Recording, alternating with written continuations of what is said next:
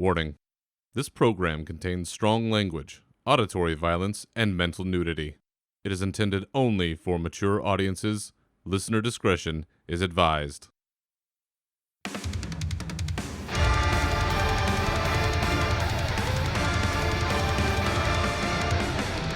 Welcome to your uncensored home for World of Warcraft news and opinions. With your host, Berserker, this is Unshackled Fury.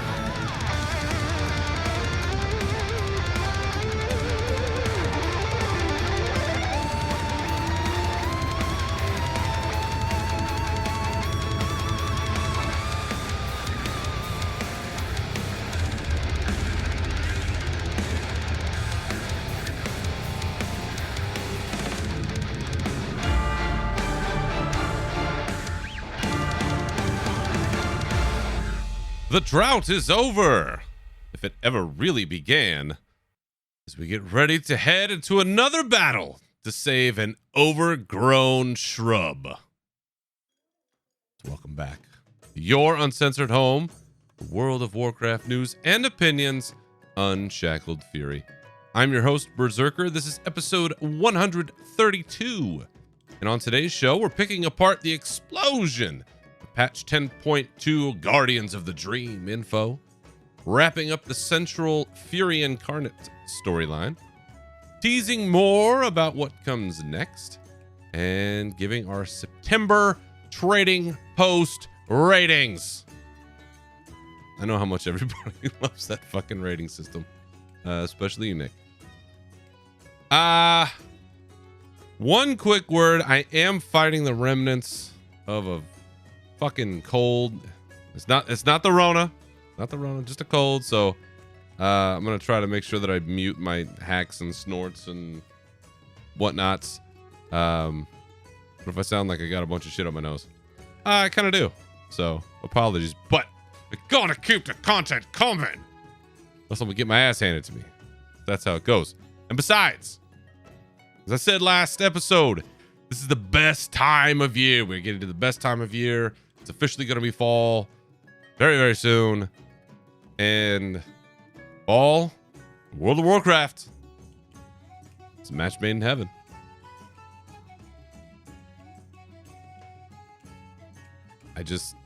Something about it. The air starts to change. Again, I can't put a word to it. Right? It's just something, I don't know, something primal. I'm the primal incarnate of fall. I think that's it. I had to pick one. Everybody's got a season. Fall is mine. Not a whole lot here up front of the show, so we're just going to get to the metal album of the week, which is one of my favorite. Like, there's a lot of good metal albums. This is one of my favorites of all time. One of my favorite bands of all time. And if you don't know them, god damn it, you should listen to this show.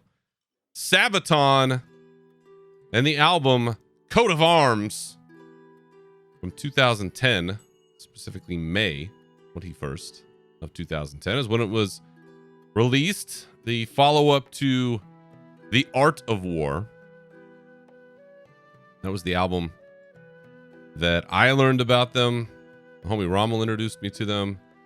And all of their songs, for the most part, are about famous historical military figures or battles or all kinds of stuff. And it's really good shit. Joachim Broden, one of the greatest metal voices of all time.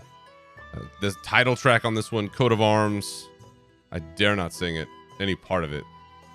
But it is fantastic. All the way through tracks 1 through 10.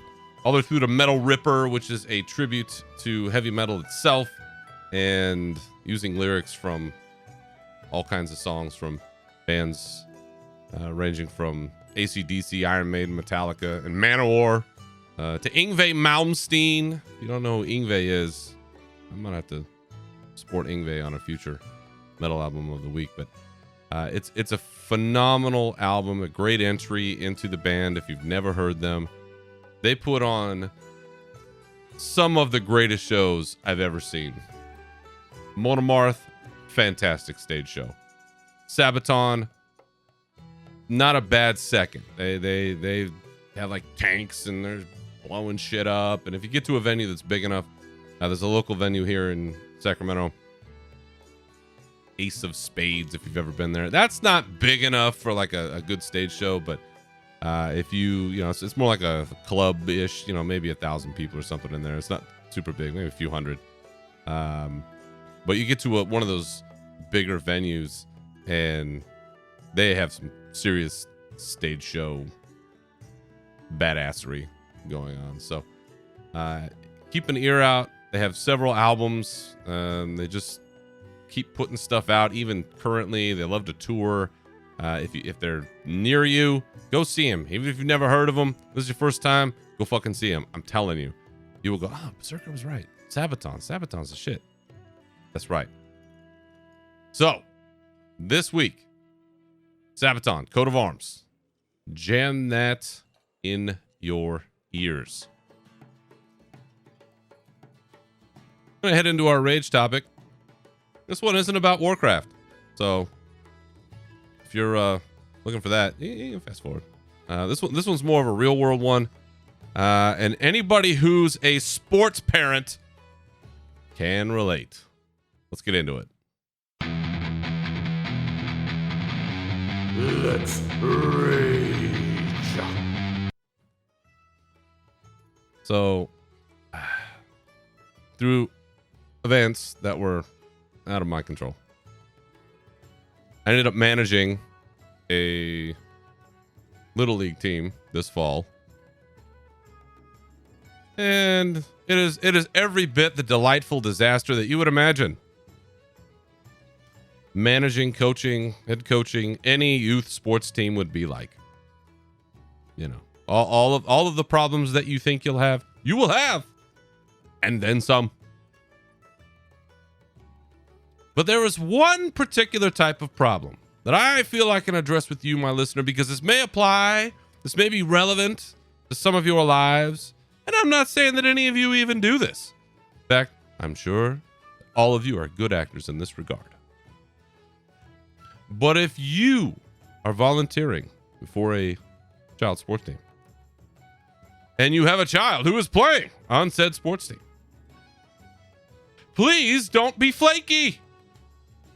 If you say you're gonna show the fuck up. And if you're not gonna show up, don't tell the coach 5 minutes before the game, or just go AWOL. Communicate. Tell people they're counting on you and your child. I'll tell you what, in baseball, let's say you got a kid who's going to be your starting pitcher. Maybe a few innings. Going to catch. Come game time, like, I don't know where they are. Shit. I've seen it happen all the years I've played.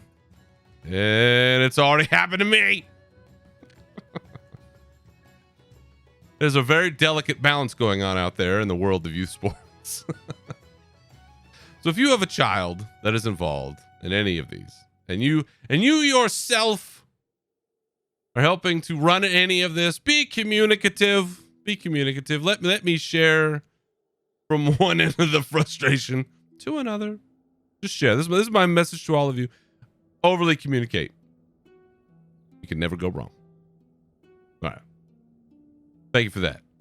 Now, a lot of news. Big news week. I'm going to pick through it the best I can. And, yeah. Let's get into this bad boy.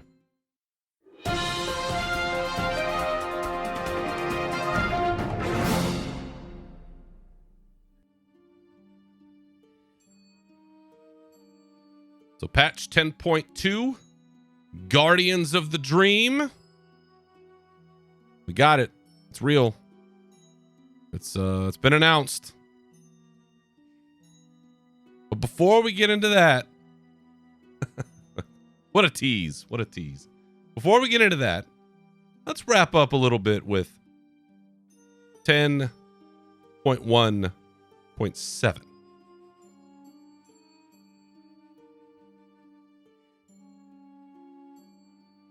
For this, we're just talking about the main storyline, which starts technically with Chandris Feathermoon. She's got a little video for you, which they did release early, and this is the wonderful Fury Incarnate in-game cinematic featuring Farak and Viranoth. And again, I say this every goddamn time. They are getting better and better and better. So what do we see in this, right?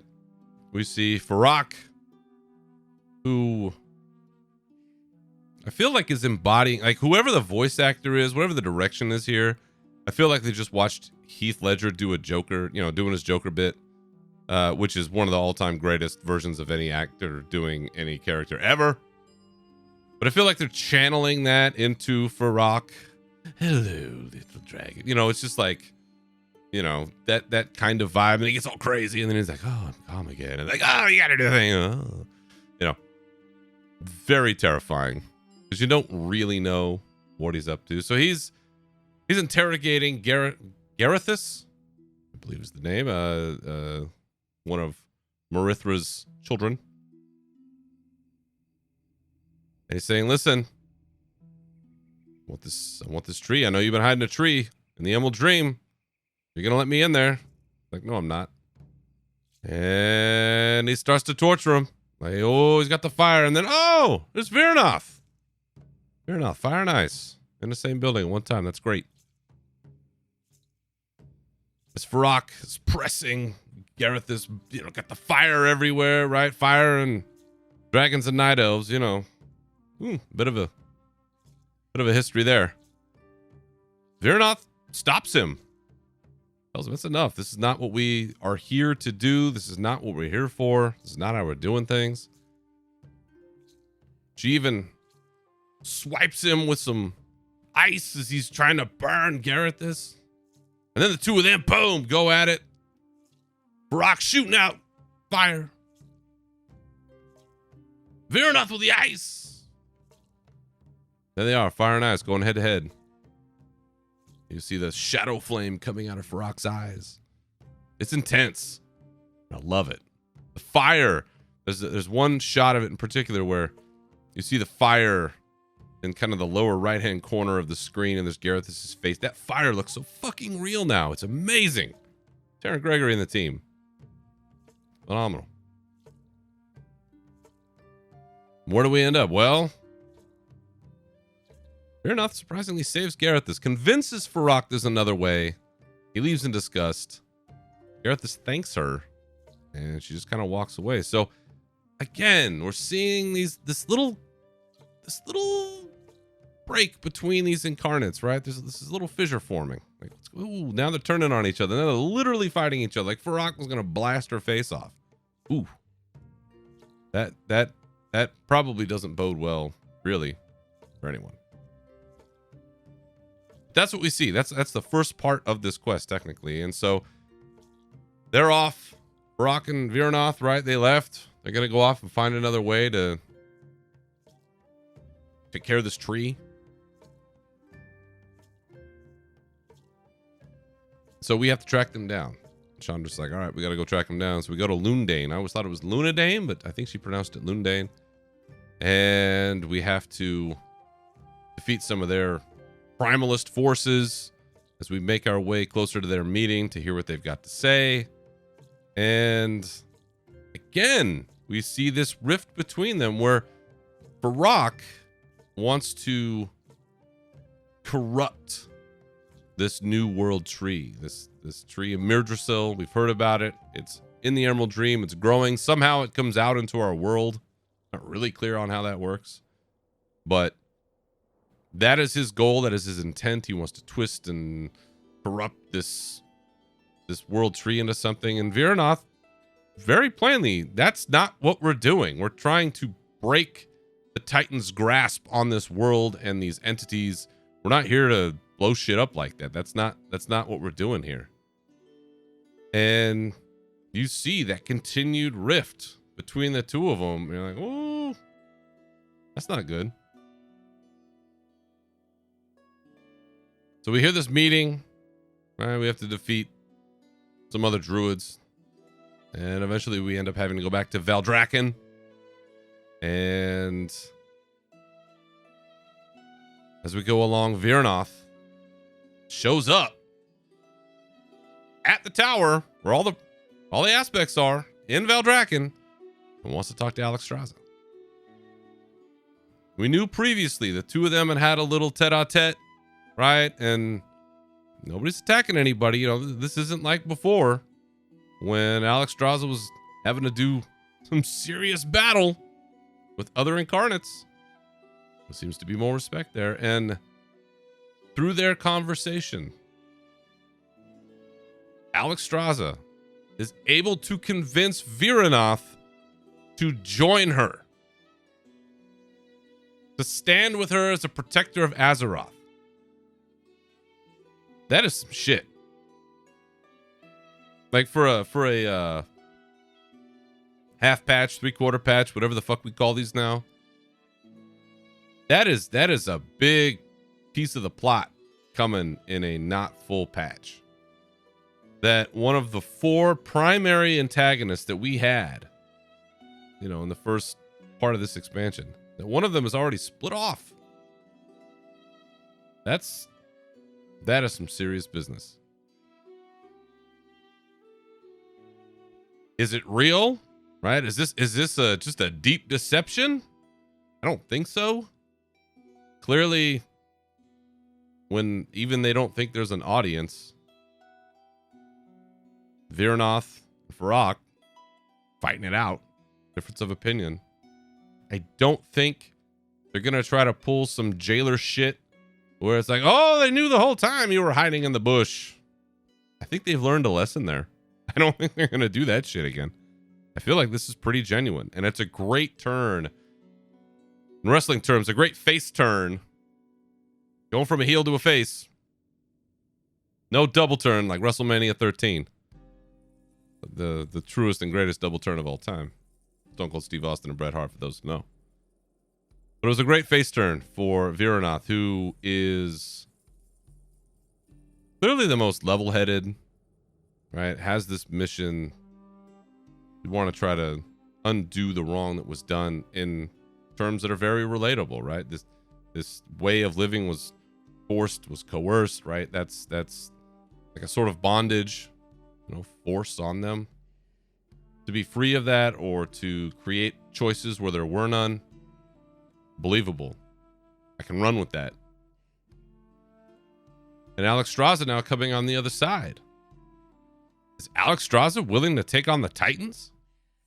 To tell them, no, we reject your gifts, your guidance, your direction? That would be a hell of a turn for her too. And so all of this coming now to a head. Where does that take us next? Put a pin in that.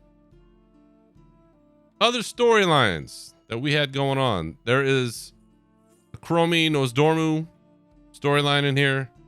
There's the continuation of the Tyr storyline. There is a bit involving Emberthal. There are the Heritage Armor quests. I was fucking right about one of them. But I'm not going to dive into those right now. Because we have so much other stuff to talk about.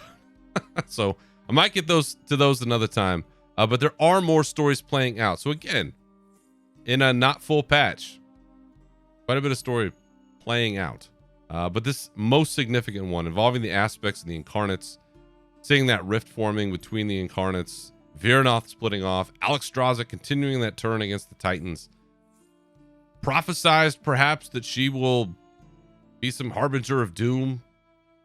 Very interesting tidbits in these as these links continue to come together, and I'm here for it. I love it. Steve Denuser, fuck, if Chris Metz's part of this now, right? It's feeling good. It's feeling right.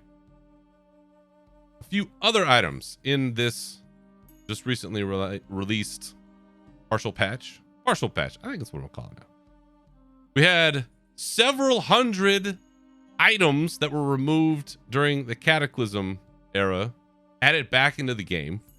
So, as a show that loves transmogs, I think everybody should. That is a reason to rejoice for transmog hunters everywhere. That is something that I think was probably a mistake on their part. They probably should not have taken so many things out of the game. There's a lot of lessons being learned about that era, and I'll get to more of that in a little bit. The other item out of this partial patch, Secrets of Azeroth. Now, I'm not going to spoil it. It's currently ongoing. There are some limited time achievements as part of it, so you kind of have to stay on top of it.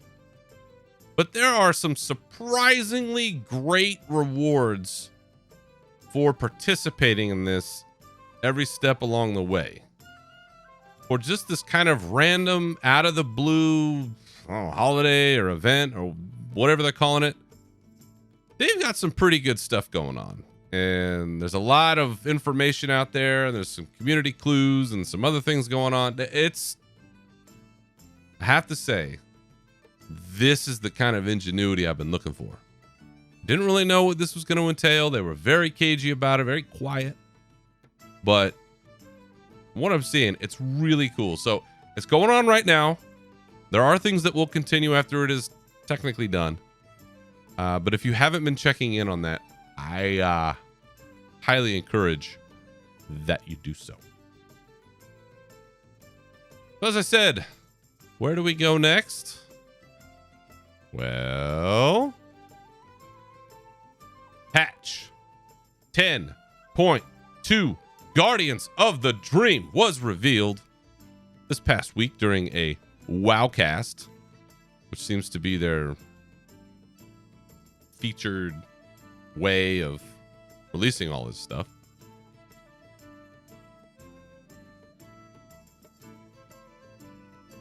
Hosted by Bethany Stout, we had Ann Stickney, who you may remember Blizzard Watch of fame. You know, she was one of their lore people, one of the OG content creators, kind of out there, writers. So really great to see her out there. That was really cool. There are a few people that know more about Warcraft more than her, so you know shit's in good hands. Along with another dev, and forgive me, I don't know your name, sir. But they talked a little bit about Guardians of the Dream, which has a phenomenal logo. The patch itself, they do art assets and stuff for each patch, and this one is really cool. It's really sweet. Right on brand. You know, it's got that druidic feel to it. I love how that, in comparison to Embers of Neltharion, very fiery and embersome, right? Dark. Guardians of the Dream, light and water and nature, and it definitely evokes something different. Along with this, wasn't just an announcement. Oh, we got Guardians of the Dream. Well, what is in it? Well, we have a new zone. The Emerald Dream. Like the Emerald Dream proper. Now, we've seen parts of it in raids and some other instances here and there, but we've never seen like a whole zone. Like this is going to be one big ass zone. The Emerald Dream. We're going to have a new raid. Amir Drasil, the Dream's Hope. Would be a new legendary weapon, which you know I'm going to talk about. Class sets. New public events. Super Bloom and Emerald Bounty. Dream Wardens will be the new Renown faction, and they'll have some rewards. Of course, a new PvP season and Mythic Plus dungeon pool. Blood Elves are getting some new customizations. Dragon Riding will get some updates. New races, mounts, and customizations. And there will be some class talent updates for rogues and demon hunters. Quite a bit. Kind of what we come to expect. Overall, top line, right? A zone, a raid, some armor sets, which we'll fight about what those bonuses are. As a warrior, I'm not upset to see Odin's Fury getting me some love, giving that some love, because I know I love it, and it hasn't been that great. But this is pretty standard at this point, and I have seen some comments out there, and I'm not even saying that they're wrong, that it is a little predictable, just maybe a little predictable in terms of what we can expect each patch. Maybe that helps with that production cycle. Not quite sure. But that's sort of the top line of what we're getting. And along with that announcement in that Wowcast, there were other interviews that were done. There was a bunch of them. Again, you can find them out there. I was not involved in any. I'm not aware that any bonus roll people were, unless I totally missed something. Mr. GM, I think, had the one that caught my eye the most because it talked about story updates. Number one, right? Confirming Dream Wardens will be the new Renown track, possibly looking at 20 ranks of that. The way that Fury Incarnate is going to lead into Guardians of the Dream, and having the what they call a curveball of Viranoth switching factions. Pretty crazy. Confirming that this patch, like the ones before it, focusing on different flights. This one will focus on the Green Dragon flight and Farak, mostly. I think that's, pretty expected at this point. Again, I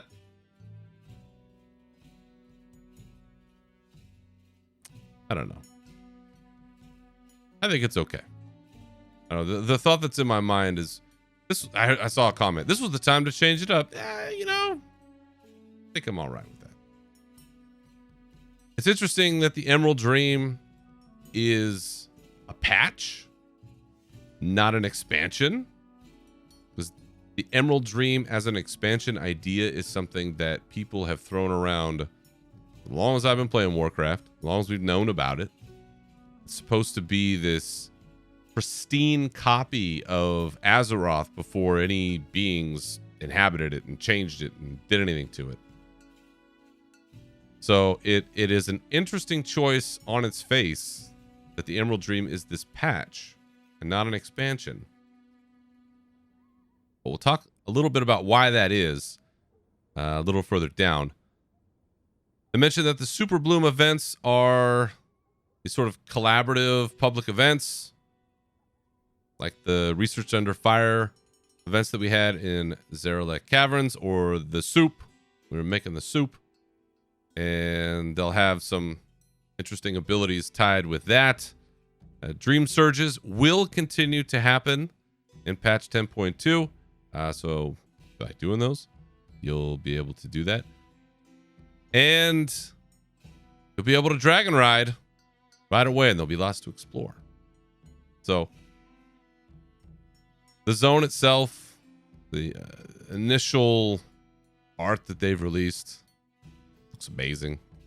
They're really going all out, because this does seem like it's their kind of one chance at this point to show the Emerald Dream and all this glory that we've heard about over all the years. I'm excited to see it myself, what that version's going to look like, because we've talked about it for a long time, and we've seen like corrupted versions of it and other parts of it here and there, but we've never truly spent a lot of time in it. So to be able to do that, even as a zone, I'm sure it'll be big.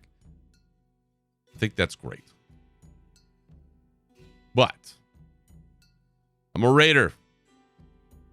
Always have been, always will be. So the new raid, Amir Drasil, the Dream's Hope, will be a big centerpiece of this patch and of the story. 9 boss raid, including one that will require dragon riding. You knew it was coming, folks. There was no way that wasn't going to happen. Very happy to see that. It's going to be split into wings.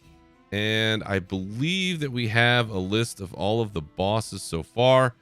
Gnarlroot, Agira the Cruel, Volcaros, Council of Dreams. Had to have a council fight, goddamn.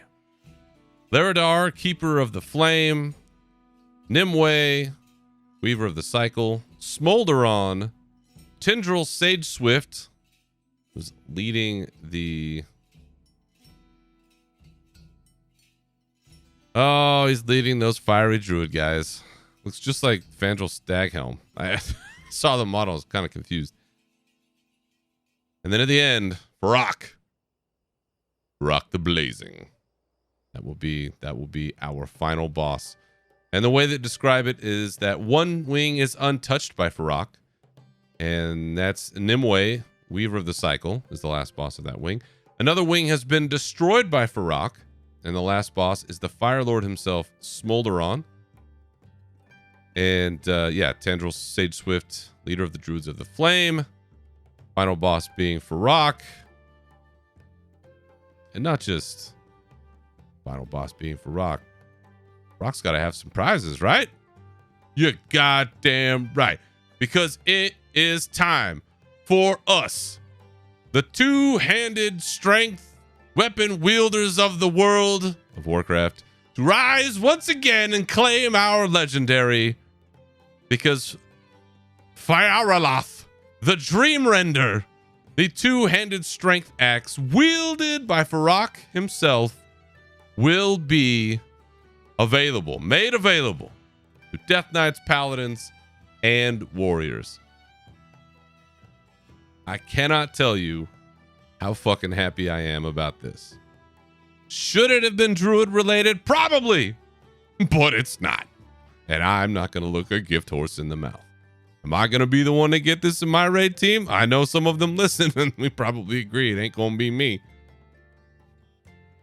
But it is fantastic to have this kind of weapon back on the loot table, because Shadowmourne was a long time ago. 14 years ago, I believe. So yeah, it's been a minute since we had a chance at something. The model is fantastic.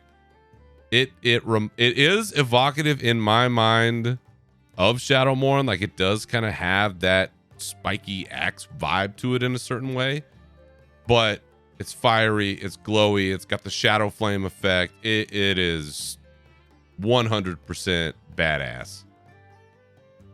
Very happy to see this. I saw an article on Wowhead. I think it was Arkham Tyros had written it, and they were talking about, well, here's sort of the possibilities for the next legendary, because it seemed like there was one coming in this raid, and it was between a two-handed strength weapon and I think something else, and lo and behold, we got it. So very, very happy to see this for all of us warriors out there and DKs and paladins. But it's been a long time since we've had something like this to look forward to. Yeah, we all had whatever freaking thing was going on in Shadowlands with legendaries, but this is like a legit collectible, keep in your bags forever kind of thing. I don't know, again, that I'll see it. There'll have to be more known about it. They are keeping some aspect of this under wraps. There was a tweet by Aramis at AramisX on Twitter, who is the lead PR person, I think, on the Warcraft side. And he had retweeted a .esports tweet and simply said, seeing questions about the new Lego, some stuff is intentionally being held back. Fun content around it we don't want to spoil, but clarifying who will be eligible. The Farax, love it, is a strength two-handed axe, so only paladins, DKs, and warriors will be eligible. So good, it won't be just, some, all right, it's a drop. I'll have a little pomp and circumstance around it. I'm okay with that. I love that. So, we have a new zone, we have a new raid. picking through some information about this. And among all of the interviews that are out there, there was one in particular that really got my interest. And it was an interview that was done on GameSpot with Holly Longdale and Ian Hazzikostas.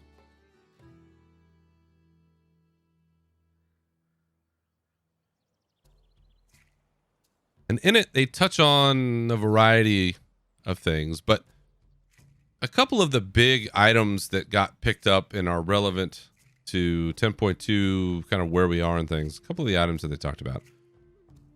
One, they talked about expansions in general and the choice of the Emerald Dream being a patch and not an expansion. And what they talked about essentially was the fact that with something like the Emerald Dream, it doesn't have inherently a diversity of settings that they're looking for when it comes to an expansion. Thus, we have a zone, not a whole place, because it's the Emerald Dream everywhere. I don't know how, you can corrupt some zones, I guess, or do something like that, but that's the reason that they're giving for why the Emerald Dream was not a candidate for an expansion, which is something that we've long kind of expected, I think, for a lot of folks. Another idea that Ian Hazzikostas shared, which pretty rare in my mind that they're giving away this much information about their internal deliberations, but mentioned that there was an older idea about an old god themed expansion, but they said it would have started to, quote, feel pretty oppressive if the whole thing was just this dark tone with regard to its subject matter. So interesting insight to me, because they rarely open up like this, and I think it gives all of us players a little bit more to consider when we're thinking about, because we're always playing that game, right? Ooh, where are we going next? And more on that a little bit later. Where are we going next? What does that look like? Who are we going to see? Where do we want to go? What do we know about? And we are getting to that point where all the Warcraft 3 lore kind of exhausting it. Incarnates, right? They're brand new. Dragon Isles we know about, but the story, how we're playing through that, pretty fresh. So, doesn't look like there'll be a strictly old god themed expansion, but again, thoughts on that later. But no Emerald Dream. Did talk about, in almost nearly the same breath, or at least part of the article, GameSpot brought up the 20th anniversary for Warcraft, which is next year. Holy shit. That's crazy. And they were asked whether or not that's a good time to do a revamp of Warcraft's original continents, Eastern Kingdoms, and Kalimdor. Something we, again, as players, talk about all the time with regard to the future of Warcraft. And he did say that something is, again, quote, likely to happen in the future. And they recognize that the way that Cataclysm was handled wasn't the best.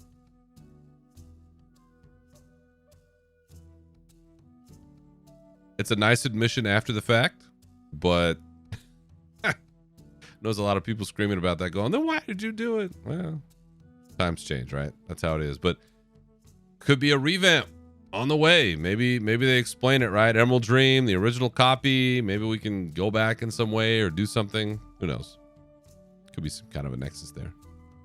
But a very good interview, I thought. And if you haven't had a chance to read it yet, I would take a look at this one. It is simply called How WoW Dragonflight's 2023 Content Roadmap Has Helped Reinvent Blizzard's MMORPG, where they talk about not just the patch, but also kind of how things are going. Sounds like they're going well. And this content pace, we might be seeing this for a while. Other items that got announced as part of patch 10.2. Somehow, some way, Vyranoth, the newly face-turned Vyranoth, will be working together with Wrathion to perhaps recruit some allies. Interesting. We're going to get some more dragon riding appearances. There'll be a fairy dragon riding mount. That's freaking great. There will be a Farok Proto Drake mount appearance. Looks like there might be a couple of those. Phenomenal. As well as some Grotto Netherwing Drake colors. Continue to expand it. I love it. The AOTC mount for Farok is, yes, it's his fiery version, sort of Shadow Flame version of him. That is fantastic. And then there'll also be some other random dropped version of him that has more of a just a straight fire color, not so much the Shadow Flame. But the one mount that everybody was losing their shit over was the Fire Owl mount. It does look pretty great. I'm not even gonna lie. It does look pretty great. And Ann Stickney, again, the great Ann Stickney coming in, gave the name. Her name is Anurelos Flames Guidance. Oh, so sweet. So some great mounts on the way. And speaking of mounts, you miss your old mounts. You miss your old mounts? Remember those ones you collected all those years and you kind of can't use in the Dragon Isles? Because, yeah, the Dragon Isle. Well, regular flying will come with patch 10.2 in the Dragon Isles. So, is it slower? Yeah, by quite a bit. But if you miss those mounts and you want to use them, there is going to be a Pathfinder achievement. So you're not locked out of flying. You just, going to have to do a little bit to get the regular old flying, which I am genuinely curious to see how many people are going to pick that up. But it's coming. We're also going to get potentially some Fel Reaver motorcycle mounts. I'm not gonna lie, they look pretty cool. I would ride one. There's a green one, a red one, and a purple one.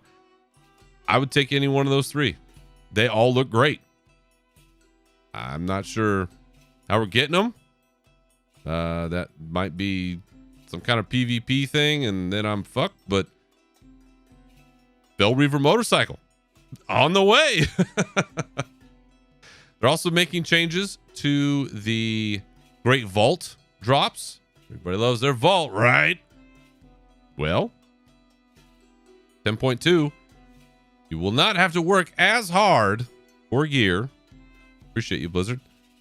Because instead of getting your rewards after 3, 5, and 7 bosses, like you do in Aberrus, it would only be 2, 4, or 7.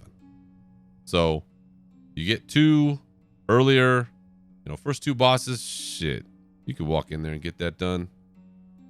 Week 1, right? Bonus loot, week 1. I love that. Making things just a little bit easier. I appreciate that. Now, if you get it quicker and easier, that probably also means you run out of stuff faster. But beggars can't be choosers. The last couple of items that I did want to mention.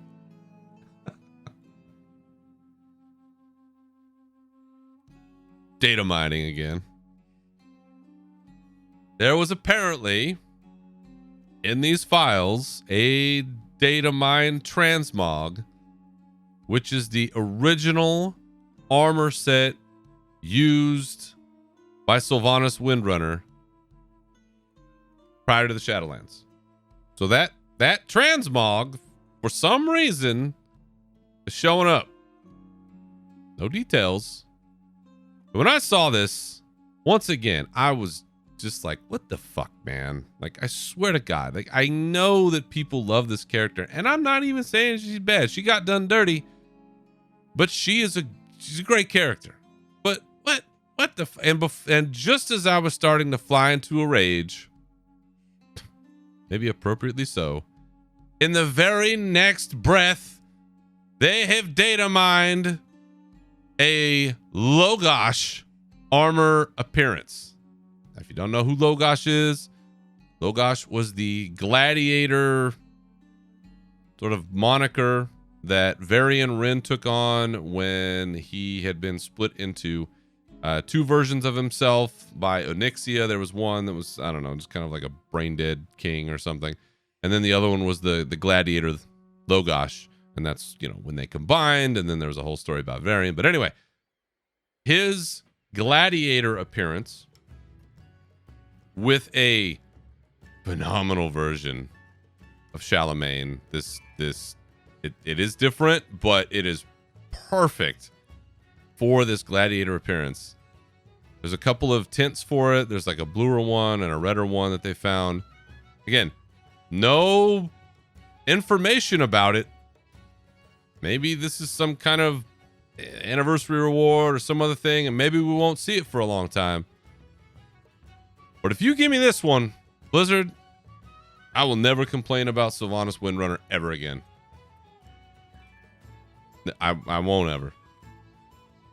She could do a tap dance on Varian's grave, such as it is, and I won't complain about it if you give me this one. This might be the last transmog I ever used. Now, I know I said that about the Heritage armor for humans, and I am wearing it, and it is one of my favorites of all time. But you give me this one, oh baby, I'm gonna put a poster of this on my wall. You know, we used to have swimsuit models. Now I'm just gonna put up Logosh armor. That's where we are, folks. We'll see what that is, but all in all, there's a lot coming. We're sorting through what it all is, what it all means.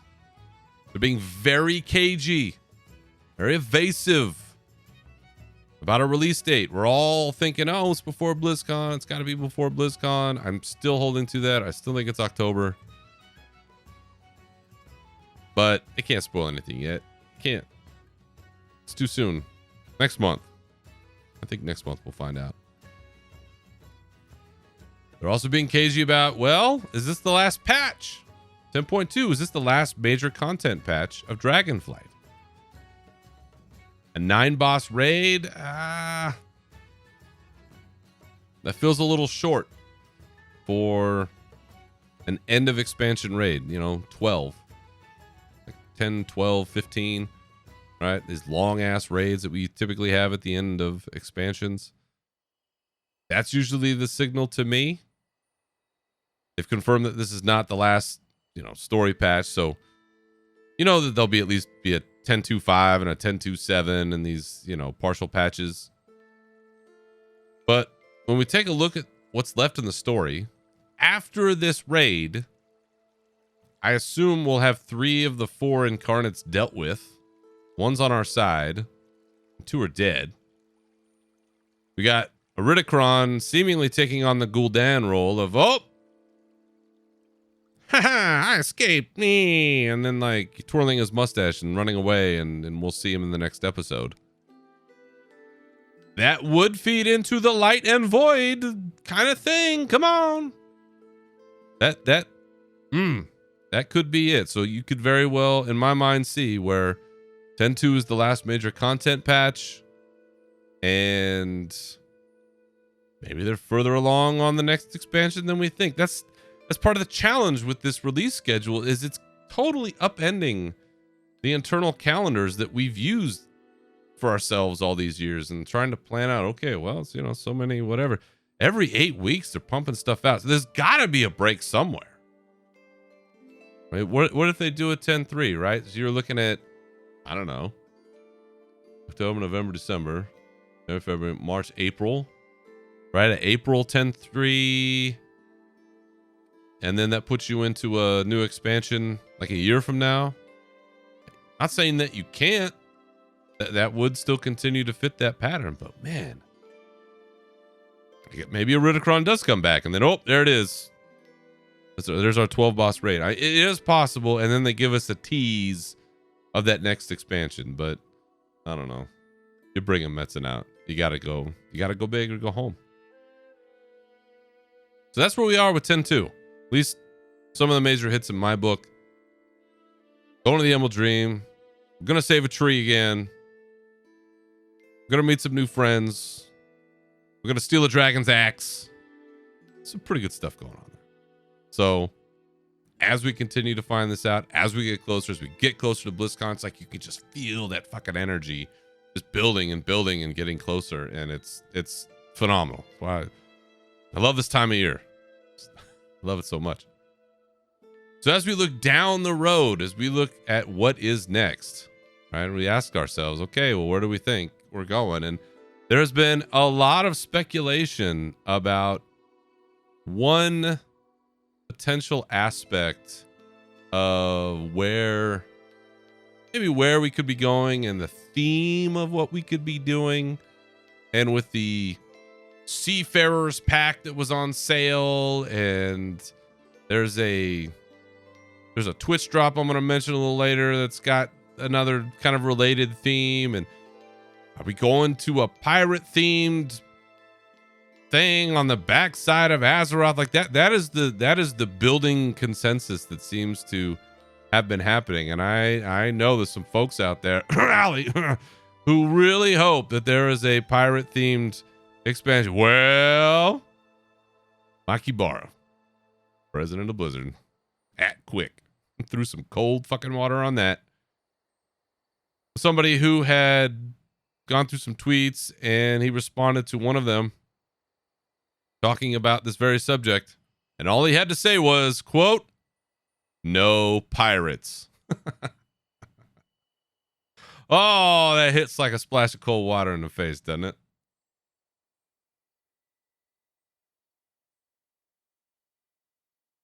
I'm not gonna lie, it kind of felt that way. You know, they've been dropping these hints and little books and all this stuff, and you're like, oh, maybe, possibly, but no. No pirates for you. It only gives me more hope that it's Light versus Void, but work that in as you may. That is from the man himself, and I don't think he's being, this is not like a semantics issue where he's saying no pirates, but then they're, swashbucklers or buccaneers or, some other terminology. That seems pretty straightforward. Like, nah, we ain't doing this. Like, maybe it's a part of something somewhere, but this is not the theme. So, giving me hope. Light versus Void. But overall, that's where we are right now. That's where the story is. That's some of my highlights about where we're going. And again, this pace is unbelievable, and they're hitting it, and they're coming through with full content. So, more credit to Blizzard. I hope it keeps up. And 10.2 looking good so far. Of course, I promised everyone's favorite segment on this show, Trading Post ratings, and we've got September Trading Post ratings that we've got to give. And we talked a little bit about this before. There are class armor sets and weapon sets coming out for the rest of this year, and they're parceling them out. So for this month, Paladin, Priest, and Rogue, I already rated those. Paladin, pretty good. Priest, pretty good. Rogue, not my favorite, but they got some good weapons, so it's kind of in the middle. So first up, High Scholars Grand Staff. That's what I'm talking about! That's why he's the MVP! That's why he's the GOAT! The GOAT! I don't even like staffs. That's a great staff. That is Dalaran-esque. That is very reminiscent of every high mage I've ever seen. That captures that aesthetic beautifully. I'm sure that because all you can see right now is a still, but I'm sure that the spell effect on this is going to be an all-timer. So 500 trader tenors, I don't even use them. I think that's a good bet. Next up, I'm not even sure. It looks like a fox bat pet in the form of a celestial. It's the biggest piece of dog shit. I can't describe it. No, I'm just kidding. That's what I'm talking about! That's why he's the MVP! That's why he's the GOAT! that is a great pet. Anytime you do the celestial thing, I'm gonna give you a high rating. I don't know what it is. It's like a fox bat something. I'm sure somebody out there knows what it is. $650, a little of a high of a price, I think, on that, but that is a solid pet. You see that walking around, that's pretty great. Next up, gently used cleaver. It's the biggest piece of dog shit. And I'll tell you why, because it's a one-handed sword. That is giant. That needs to be two-handed. Could you imagine a two-handed cleaver? It's got blood all over it. I mean, that's just got warrior written all over it. Stop doing this. Stop making a two-hander a one-hander. Golly. Next up, Gorian mining pick. I mean, it's all right. Like, Yeah, solid. The dented up steel, wood handle. Looks like it's been used for mining. Solid stuff. Next up, Watchman's flare. I mean, it's all right. Like, It's a flare. It looks like any kind of, torch that you would see in any dungeon since the beginning of time. Next up, Ensemble Wanderer's Sunny Trappings. that's what I'm talking about. That's why he's there than me. That's why he's the GOAT. The GOAT. You know, I love these cloaks, these long cloaks. You just with the kind of like the chest area. It's not a shawl, but it comes over the front. It's a great look. I'm so glad they added these. Next up, and it's yellow. I mean, yellow. It's kind of goldish. That's what gets it over. If it was like a straight, I don't know, French's mustard yellow, probably wouldn't. This is more like I'm a little dehydrated piss yellow. That's not a bad color. I know it sounds gross, but it's not a bad color. Next up, Ensemble Vagabond's Sunny Threads. I mean, it's all right. Like, I don't like the short capes. I just don't. Next up, Burgundy Cap. I mean, it's all right. Like, I'm gonna bundle this with the yellow tweed cap. It's kind of like the Sherlock Holmesy sort of thing in burgundy and yellow. It's yellow tweed cap. It's all right. If that, I'm sure there's a very specific transmog that's doing that. Speaking of, Dread Admiral's Bicorn. that's what I'm talking about. That's why he's there than me. That's why he's the GOAT. The GOAT. This is a quintessential pirate hat. When you think of a pirate, right, with the skull and the swords, and it's a black hat and it's doing the thing, this is what you think of. It should have been in the game sooner. It's great. Next up, Iron Tide's Raiders Bicorn. It's the biggest piece of dog shit. You're doing too much. The Dread Admiral's Bicorn, that was enough. This one, too many colors, too many things going on. Nah. Next up, Ancestral Sky Chaser's Totem. That's what I'm talking about. That's why he's there than me. That's why he's the GOAT. The GOAT. I don't even play a class or anything or race that could even wield these or wear these on the back. These totems are phenomenal. Look great. I love that they're doing this. The sort of red version of the same thing, the Ancestral Stone Hoof Totem. I'm gonna give it the same rating. It's phenomenal. But for this next one, I'm gonna do something that I have never done. This one is the Home Brewers Sampling Crest. That's what I'm talking about. That's what I'm talking about. That's what I'm talking about. That's why he's there than me. That's why he's the GOAT. The GOAT. I'm giving it 3. It's 3 goats. This is so good. This is one of the best transmog items in the game, bar none. It is a shield. It's a Brewfest shield with like little flags and its own beer mug hanging off of it. That is, if you're not sporting that during Brewfest, I don't even know you. Next up, Ensemble Swashbuckling Buccaneers Slops. I mean, it's all right. Like, You know what? If you hadn't called it Slops, that would have been all right. Next up, Trusty Treasure Trove. that's what I'm talking about. That's why he's there than me. That's why he's the GOAT. The GOAT. It's a treasure chest on your back. You can't go wrong with that. That is excellent. Last up, this month's bonus reward. You do enough of your stuff, right? Fill up your traveler's log. The Krusty Crawler Mount. It's the biggest piece of dog shit. I know there's a lot of people out there that are going to disagree with this choice. When you're on this thing and it's going sideways, it creeps me the fuck out. I can't do it. I can't do it. It's just, Ugh. But overall, it's a great trading post. September, you killed it. Great job. And before I head out of here, just a couple of last minute items. Number one, doing a giveaway right now on Twitter for a Steam Scale Incinerator. It's like a big metallic looking dragon. I got 3 codes to give away. It's on Twitter. We'll have basically a day once this episode drops because it ends on the 12th. But you go on there, follow Unshackled Fury, like the post, retweet the post, comment about whatever it was I said. I think it was your favorite incarnate, right? I'm having to resort to these dumb ones, but this is what we're doing. This is the modern world. I got to live with it. Get in there. You got a great chance. There haven't been a whole lot of replies. I see some of these, big content creators, like 150 people, 200 people trying to get in. There's like 5 on mine. And I got 3 to give away. It's a random choice. Those damn good odds. It's better than you get anywhere else. So get in on it at Unshackled_Fury. Go check it out. Get yourself a Steam Scale Incinerator mount, which you will be able to fly around in the Dragon Isles in just one scant rest of a partial patch away.